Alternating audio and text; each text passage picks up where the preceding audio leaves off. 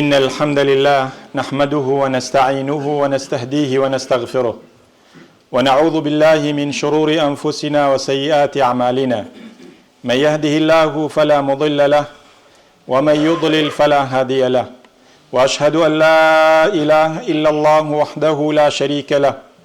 وأشهد أن محمدا عبد الله ورسوله فصلوات الله وسلامه عليه وعلى آله وأصحابه ومن تبعهم بإحسان إلى يوم الدين. أوصيكم عباد الله وإياي أولا بتقوى الله الكريم وطاعته ولزوم أوامره وكثرة مخافته، فإن التقوى شعار المؤمنين ودثار المتقين ووصية الله في وفيكم وفي الخلق أجمعين. يا أيها الذين آمنوا اتقوا الله حق تقاته ولا تموتن إلا وأنتم مسلمون واعتصموا بحبل الله جميعا ولا تفرقوا. عزیزان و دانیشتوانانی ماڵی پەروەردیگار، سەلام و ڕەحەماتی خوای پەروەردیگار بڕژێ بەسەر هەموو لایەکمان. لەم خوتبەیەدا ئەچینە خزمەت بابەتێکی زۆر گرنگ کە ئەم بابەتە هەر کاتێک ئێمەی موسڵمان پەیڕەوی بکەین، خوای پەروەردیگار لە ناز و نیعمەتەکان و بەرەکاتی ئاسمان و زەوی و بەهەشتەکانی خۆی بێبەشمان ناکە ئینشاء الله. ئەویش بەڕاستی لە قورئانە 90 جار باسی کراوە، 90 ئاەت تەئکید دەکاتەوە لەسەر ئەوەی کەوا چەندە گرنگی و بەهای هەیە لە بۆ ژیانی ئینسانی ئیماندار. ئازیزانم، ئەویش بریتیە لە ئارامگرتن و سەبر. سەبر و ئارامگرتن شتێکە هەر کاتێک ئێمەی موسڵمان کردمانە ئەخلاقی خۆمان لە ژیانی خۆمانە، بەڕاستی دوورە بین لە هەموو مەشاکیل و ناخۆشی و نەخۆشیەکانی ژیان. چونکە ئەوانەی کە تووشی بەڵاو و موسیبەتی گەورە دێن، زۆربەی زۆریان لەوەیەوە سەرچاوە ئەگرێکەوە سەبر و ئارامیان نییە. هەروەک پێغەمبەری خوا عەلەیهی سەڵات وەسەلام ڕۆژێکیان مسلمانێک و سەحابیەک دێتە لای و پێیە فەرمێ ئەی پێغەمبەری خوا نەسیحەتم بکە. ئەفەرمێ تووڕە مەبە. دیسان دووبارە ئەکاتەوە ئەفەرمێ تووڕە مەبە. دیسان داوای نەسیحەتی لێکا ئەفەرمێ لا تەغڵەب، تووڕە مەبە. چونکە ئەیزانی ئەو ئینسانە ئەو سیفەتەی تێدایە. لۆیە هەر کاتێک تووڕە نەبوون بووە پیشە و بووە خولوق و ئەخلاقی ئێمە، ئەو کاتی مشکلەکان بە ئاسانی حەلەبن. ئەو شتانەی کەوا دەبنە هۆی پێکدادان و یەکتر عاجزکردن و تووڕەکردن و کوشتن، ئەو کاتی بە سەبر و ئارامگرتن کۆتایی دێ. هەروەک زانایان ئەفەرمون سەبر و ئارامگرتن سێ بەشی هەیە. بەشێکیان ئینسان ئەوەیە سەبر بگرێ لەسەر عیبادەتی رب العالمین، واتە هەر کاتێک ئێمەی موسڵمان کە تەمەشاکەین لە کاتی عیبادەتەکانە، چ ڕۆژوو ڕەمەزانە، چ حەجە، چ نوێژەکانە، چ زەکاتی ماڵی خوای پەروەردیگارە،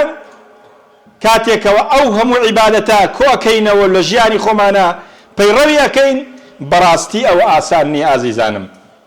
بۆیە ئەگەر هات و تەماشای کەسێک بکەی کە مسڵمان نییە، بڵێ وەرە لە بەیانی تا ئێوارە بە ڕۆژوو بە هیچ خواردن و خواردنەوەیەک نابی بخۆی و نابێ بچیتە لای خێزانی خۆت کە حەڵاڵی خۆتە، لەو مودەیەدا ئەڵێ هەرگیز و هەرگیز بە من ناکرێ. بۆیە ئازیزان، بۆیە لە لای ئێمە تا ڕاددەکچی زۆر ئاسان بووە، چونکە ئێمە مسڵمانین. ئێمە لێ ڕاهاتوین لەسەر ئەو سەبر و ئارامیەی کەوا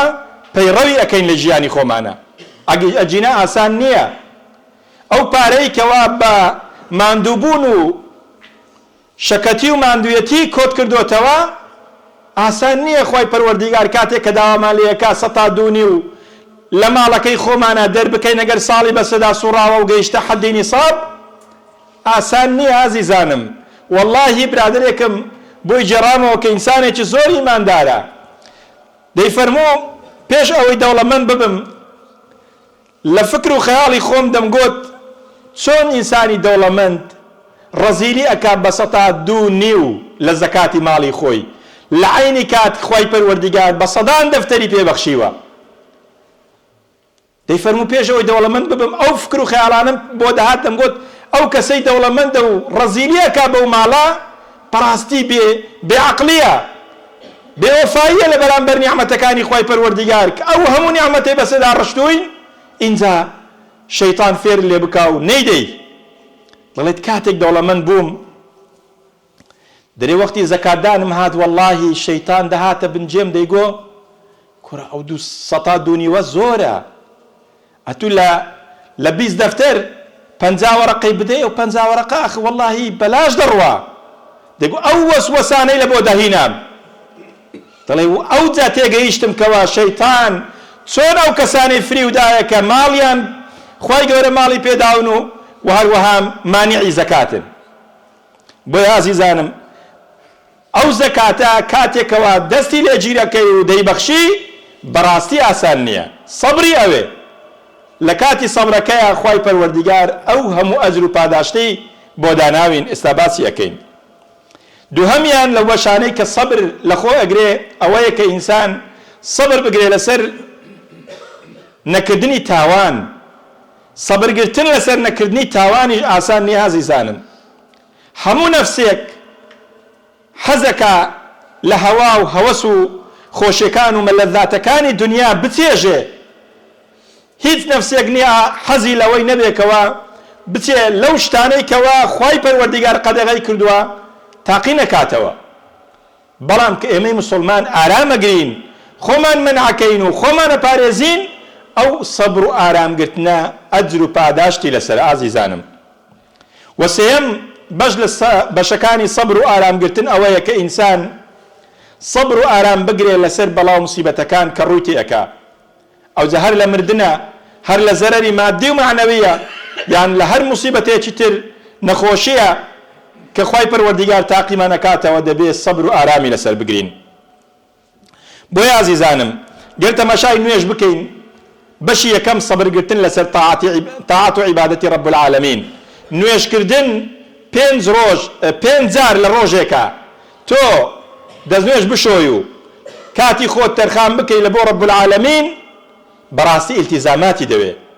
سەبر و ئارامی دەوێ کاتێک کە بە ئەو نوێژە ئەکەین و لە پاشان لە مانجی ڕەمەزانە تەراویح ئەکەین شەو نوێژ ئەکەین ئەم ڕاوەستان و قیام و قورئان خوێندن و یعنی زیکر و ویردانە هەمووی پێویستی بە سەبر و ئارامە بۆی ئەوانەی کەوا توانای تەراویحکردنیان نییە بۆ نمونە توانای عیبادەتەکانی تریان نییە توانای نوێژکردنیان نییە ئەو سەبرە لە دڵ و دەرونیانە جێی خۆی نەکردوتەوە بۆیە ناتوانن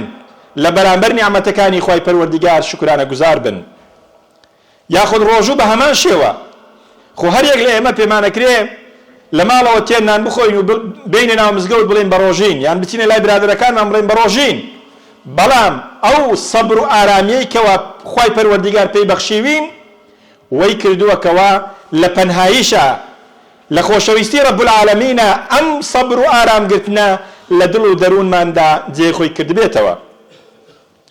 و هەروەها جیهادکردن و سەدەقە و ماڵبەخشینیش بە هەمان شێوە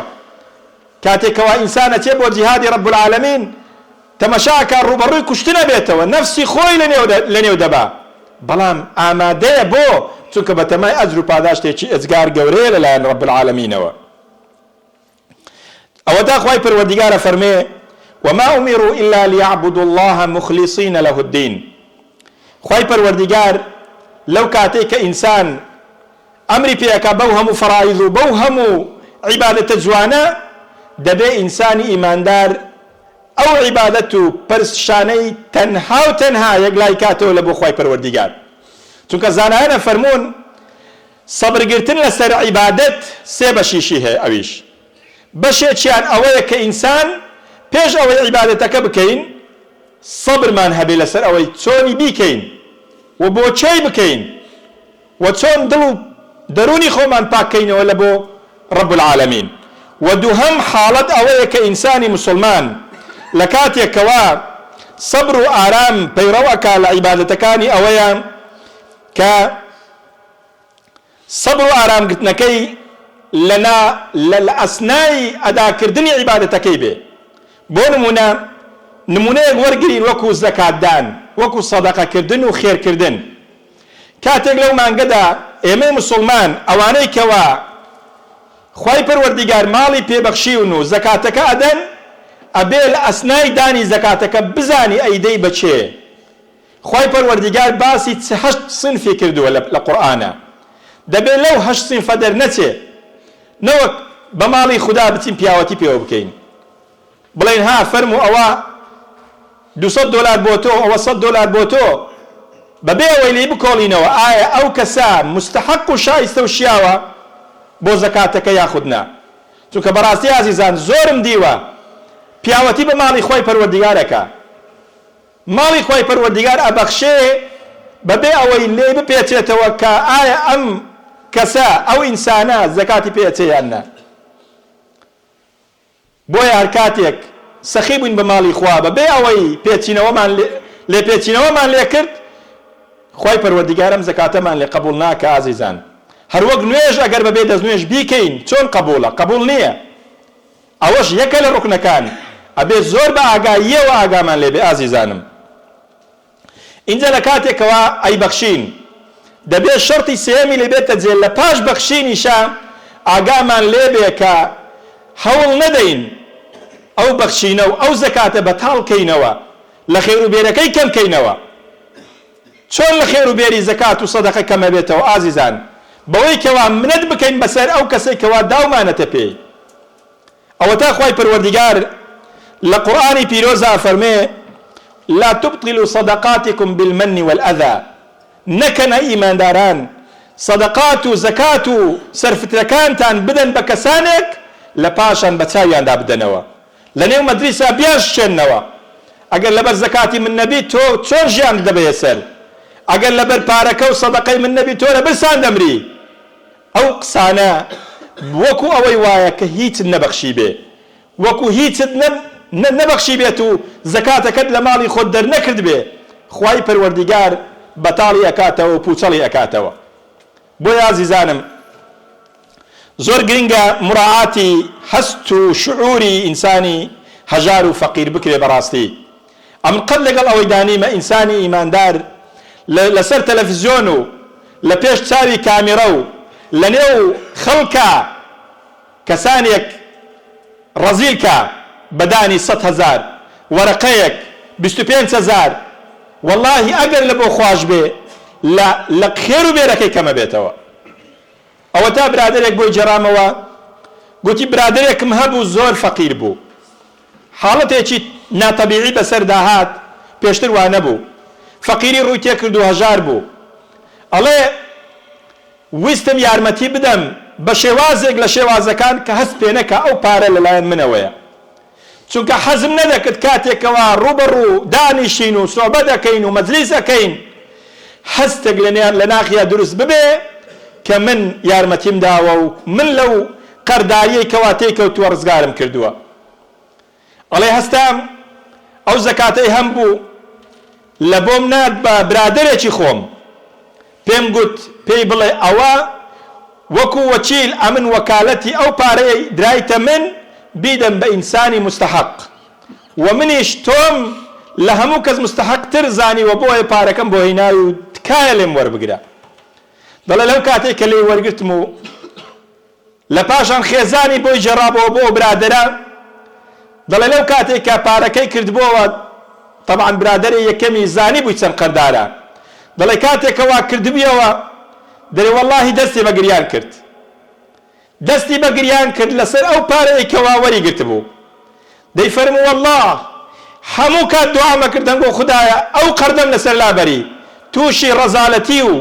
ناخۆشیم نەکەی بەوەی کەوا کەسانێک کە پێشتر من خێرم پێکردن ئێستا بێن ئیهانەم کەن. دەڵێ وەڵڵاه ئەو کاتی کە پارەکەی کردەوە تەمەشاکە هەمان مەبلەغە کە قەردارە، دەڵێ ڕێک چوو قەردەکەی لەسەر خۆی لابرد و هەمووی صاف کرد. دەی ئەوە زەکاتدان ئازیزانم، چەندە بە تامە و چەندە بە چێژە کاتێکەوە ئینسانی ئیماندار سەدەقەیەکەکەی حەز بە تام و شیرینیەکەی ئەەکەی لە پاشانە، حەزەکەی کە پەروەردیگار لێی قبول کردبی. بۆیە هەر کاتێکەوە زانایان و عالمانی پێش ئێمە کردەوەیەکیان کردبێ، بەرهەمەکەیان هەر ئەو کاتی دیوەتەوە، هەر ئەو کاتی هەستیان پێ کردووە کە خوای پەروەردیگار وەڵامی عیبادەتەکەی داونەتەوە. یەک نمونەتان بۆ ئەجارمەوە کە مامۆستا شەماڵ موفتی خوا بەڕەحم و بەزەیی خۆی لەگەڵدا بکە، ئینسانێکی زۆر هێمن و هادئ بوو. یەک لە وتارەکانی ئەجێڕێتەوە و ئەفەرمێ لە ساڵی هەشتاکانە چوون بۆ سەفەری حەج. مەبەستم لەوەیە هەر کاتێک کە ئینسان عیبادەتێک دەکا ئەگەر تەنها لە بۆ خوای پەروەردیگار بی بزانە خوا چۆن لێت قبوڵەکە، پیشانت ئەدا ئازیزانم. ئەڵێ لە ساڵی هەشتاکانە خزمێکمان هەبوو ناوی شێخ عەبدولحەمید بوو، لە سووریادا ئەنیشت. دەڵێ پەیوەندی پێوە کرد و قسە بە قسە گوتی بۆ نایە پێکەوە بچین بۆ حەج؟ گوتم باشە بۆ نایم. دەڵێ هەستام چوون بۆ حەج لەگەڵ یا. دەڵێ ئەم شێخە ئینسانێکی زۆر متەقی و لە خوا ترس بوو. ئەڵێ هەر کاتێک کە بەڕێکەتیم بۆ حەج و مەناسیکی حەجمان کرد، دەڵێ بەڕێکەتیم بۆ مینا بیچین. دەڵێ لە مینایە پێشەوەی بەڕێکەین بۆ مینا پێیوتم ئەی شەماڵ بۆن بە پێیان نەچین بۆ مینا، بۆ ئەوەی تام و چێژی ذیکرەیاتی محەممەد المستەفا عەلەیهی سەڵات وەسەلامان بیر بخاتەوە کە پێغەمبەری خوا چۆن بەم ڕێگایە چۆتە بینا و چۆن ماندوو بۆ شەکەت بووە. گوتی منیش وتم چەند دەبێ بە پێیان؟ گوتی 5-6 ساعاتێک ئەبێ بە پێیان بڕۆین. وتی لە ساڵی هەشتاکان ئەو هەموو تەتەوراتەی ناو مەدینە و مەککە نەکرا بوو، ئەو هەموو بینا زەخمە نەکرا بە هەمووی بیابان بوو. وتی منیش گەنج بووم، تەمەنم 25-26 ساڵ بوو، توانام هەبوو بە پێیان بڕۆم. ئەڵێ بە پێیان لێماندا ڕۆیشتین. دەڵێ لە ڕێگادا زۆر ماندوو بووین، زۆر هەستم بە شەکەتی و ماندووبوون کرد. پێیەکانم پێڵاوەکان بڕیبیان و وا هەستم دەکرد خوێنی لێدێ. دەڵێ هەر سەبرم کرد لەسەر ماندووبوونەکە تا ئەو کاتێک کە تەواو تەحەمل نەما. دەڵێ هەوڵمدا ئەو فامیلەی کە لەبەرمدا بوو لەبەرم بکەمەوە و بیدڕێنم لە پێم بەئاڵێنم تاوەکو تۆزێک لە ئازار و ژانی پێم کەمکەمەوە. دەڵێ ئەم شێخە پێیوتم شەماڵ چیەکەی؟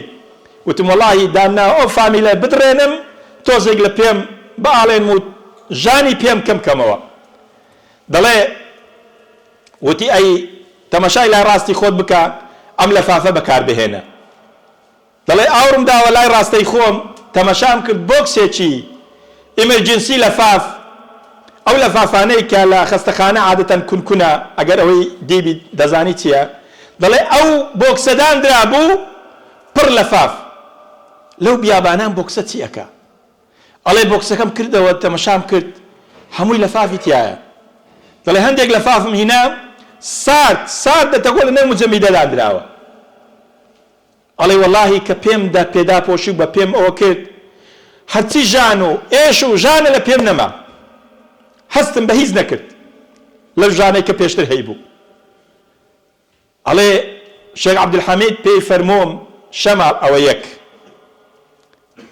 اینجا ئەوم لەبیر چوو بۆتان بڵێم. دەڵێ مامۆستا شەماڵ دەڵێ پێشەوەی بچین بۆ حەج بە شێخ عەبدولحەمیدم گوت یا شێخ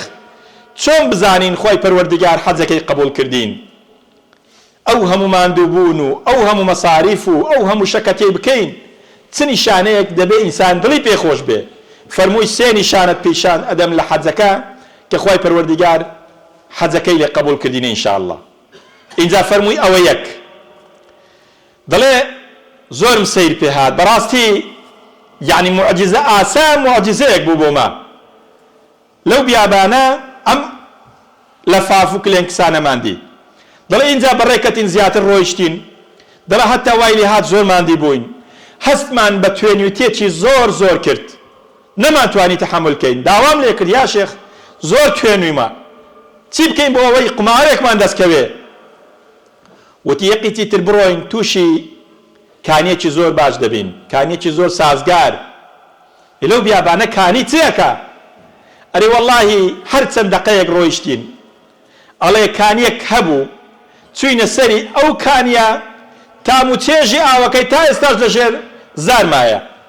دەڵێ تێر ئاوم لەو کانێش خواردەوە فەرمووی شەماڵ ئەوە دوو دەڵێ لە ئاخیری تەواف الئیفاضەیە کاتێکەوە مەناسیکەکان تەواو ئەبن دەڵێ کەتمە ناو تەوافە لە نێو تەوافە کۆمەڵێک ڕەشپێستی باڵا بەرز کە هەموو قۆڵی یەکتریان گرت بووە ئەسووران تەوافیان نەکرد ئەفەرمێ کەتمە نێوانیان کە ئەمنیش کەسێکی زایف و گەنجێکی زایف لاشە بووم دەڵێ وەڵڵاهی وەی لێ هات هەناسەم نەما لە گەرمان و لە ماندیبوونی و لە شەکەتیە کەتمە بندەست و پێیان دەڵێ حتا وەی لێ هات شەهادەم هینا و تەواو دڵنیا بووم کەوا من ڕۆیشتم و وەفاتم کرد دەڵێ ئینجا دەنجێک هات پێی گوتم شەماڵ ئێستا دڵنیای کە خوای پەروەردیگار حەزەکەی قبول کردی ئەرێ وەڵڵاهی پڕ بە خۆم هەستامەوە پڕ بە توانای خۆم وەک ئەوەی بڵێ 5 زەلا منیان گرت و بڵندیان کردم ئەڵێ ئەو دەنگە تا ئێستاش لە جۆسکەم ئەزرنگێتەوە ئەڵێ کاتێک گەڕامەوە لای شێخ عەبدولحەمید لە دووڕا پێەکەنی پێم زەردەخەنەی پێکردم ئەی فەرموو شەماڵ ئەوە سێ ئەوە تا خوای پەروەردیگار هەر کاتێک عەمەلێک کردەوەیەک کە بە ئیخلاسەوە بە پاچیەوە لە بۆ خوای پەروەردیگار تەقدیم کەی والله خوای پەروەردیگار بە نیشانەیەک لە نیشانەکان ئاماژەیەکت بۆ ئەکا کە خوای پەروەردیگار قبولی کردووە لێت ئینجا عەزیزانم ئەو سەبر و تەعامل لە جوانەی کەوا ئێمەی موسڵمان پەیڕەوی ئەکەین لە جیانی دنیای خۆماندا و بەتایبەت لەو مانگە پیرۆزەدا بەڕاستی بەرهەمەکەی ئەدروینەوە ئەگەر لە دنیاش نەیبینین لە قیامەتە بێگومان ئەیبینینەوە و لە خزمەت رب العالمینە بە خزمەتی ئەگەین و دووهەم حاڵەت ئەوەیە کە ئینسانی موسڵمان سەبر و ئارام بگرێ لەسەر نەکردنی تاوان بەڕاستی عەزیزانم لەم وڵاتە بەتایبەت هەموو تاوان و گوناهەکان فەراهەمن لە بۆ ئێمە هەموو گوناهێک ئینسان دەستی پێگا بە ئاسانی مەردایەتی و گەورەیی و مەزناتی بۆ ئەو کەسەیەکەوە خوای پەروەردیگار لەبیر نەکا و خۆشەویستی خوای پەروەردیگار ببێتە مانع و قەدەغەکارێک کەوا خۆی بگرێتەوە لە گوناه و تاوانەکان ئەجینا عەزیزانم هەروەک شێخ ئیبن القەیم ڕەزا و ڕەحمەتی خوای لێ بێ فەرمێ هەر کاتێک خۆشەویستی رب العالمین نەیگەڕاندیەوە لەوەی کەوا عیسیان و تاوانی لە بەرامبەردا بکەی کەواتە تۆ ئیمانەکەت نەقس و کەم و کوڕی تێدایە هەر کاتێک خۆشەویستی کەسێک وەی لێ نەکردی کەوا بەگوێی بکەی و لە تاعەت و لە گوێڕایەڵیدا بەگوێی بکەی و لە ئەمر و نەهیەکانیشیە خۆی لێ بپارێزی ئەو کاتی خۆشەویستیەکەت ئیدعایە و ڕاستەقینەی تێدا نییە بۆیە هەر کاتێک خۆمان پاراز لە گوناه و تاوان والله هەر لەم دنیا و هەم لە قیامەتیشا پێی سەربەرز دەبین نەک خۆمان دایک و باوکمان خزم و کەسمان مجتەمە و کۆمەلگا و وڵاتمان پێی ئاوادانەکەینەوە تەمەشاکەن ئەوانەی کەوا عومرێکی کورتیان هات عومرێکی کورت لە ژیاندا پەیڕەویان کرد و بەهۆی سەرگەردانی و تاوان و گوناهەوە خوای پەروەردیگار ڕێگای ڕاستەقینەی ئیسلامی لێون کردن چۆن سەرگەردان بوون و لە ژیانە هەم لە دنیا هەم لە قیامەتە شەرمەزار بوون ئازیزانم باوچێک و دایکێک منداڵەکەی کە پەروەردەکە بە شیرێکی حەڵاڵ بە خواردن و لوقمەیەکی حەڵاڵ کاتێک دێتە ئەم وڵاتە دەزەکا بە تاوان و بە گوناه و بە سەرگەردانی بەگرتنی برادەری خراپ بۆ ڕۆیشتن بۆ شوێنی خراپ بە ئەنجامدانی شتی خراپ ئەو کات بەخەبەر ئەیەتەوە کەوا مردن پێی گەیشت و ئازیزانم ئەو کات هیچ ئیستیفادە و سوودێکی پێ ناگەینێ بۆیە ئەم دایک و باوکەت جەرەک سوتاکە ئەم عەشیرەت و بنەماڵەیە شەرمەزارەکە شەرمیان بەخۆ دەبێ کاتێکەوە بڵێن فلان کەس لە فلانە شوێنی وەفاتی کرد بە فلانە شت وەفاتی کرد و بە فلانە شت ڕۆی دەی چەند خۆشە ئینسان وەفات کا لە نێو مزگەوتە لەسەر عادەت و ئەخلاق و ڕەوشتی موسڵمانەتی و کوردایەتی خۆیە ئەم دایک و باوکە شانانزی پێوەکە کەواتە کاتێک ئیستیقبالی تەرمەکە دەکا ئەم برادرانە دوعای خێرت بۆ ئەکەن لە پاش مردنتە نوێژی جەنازەت لەسەر ئەکەن بەڵام ئەگەر هاتوو کەسێکی نوێژ نەکەر بووی کەسێک بووی دوور لە دین و دوور لە خوا بووی والله ئەگەر هات و تەرمەکان هینایە ژۆرێ ئەوانەی کەوا مسلمانن هەوڵە دەن بەلایەکتر بڕۆن نوێژن لەسەر نەکەن لە کاتێکا کە پێغەمبەری خوا فەرمی عەلەیهی سەڵات وەسەلام هەر کەسێک چل مسلمانی عەقیدە پاک و ئیماندار نوێژی لەسەر بکاتن خوای پەروەردیگار لە هەموو گوناهێکی خۆشە بێ بۆیە ئازیزانم تاوان نەکردنیش یەکێکە لەو جۆرانەی کە ئینسانی ئیماندار پێوەی سەربەرز دەبێ و هەروەها سەبر و ئارامیشی پێویستە بۆ ئەوەی خوای پەروەردیگار لە قیامەتە ئەجر و پاداشتی لەسەر بداتەوە ئەوە تا خوای پەروەردیگارە فەرمێ لە قورئانی پیرۆزە إلا الذين صبروا وعملوا الصالحات أولئك لهم مغفرة وأجر كبير أفرمي إلا أو كسانا سركوتو سرفرازن لدنيا ولا قيامتا كوا صبر آراميان هيا وهروها كردوي تاغا كان وأوان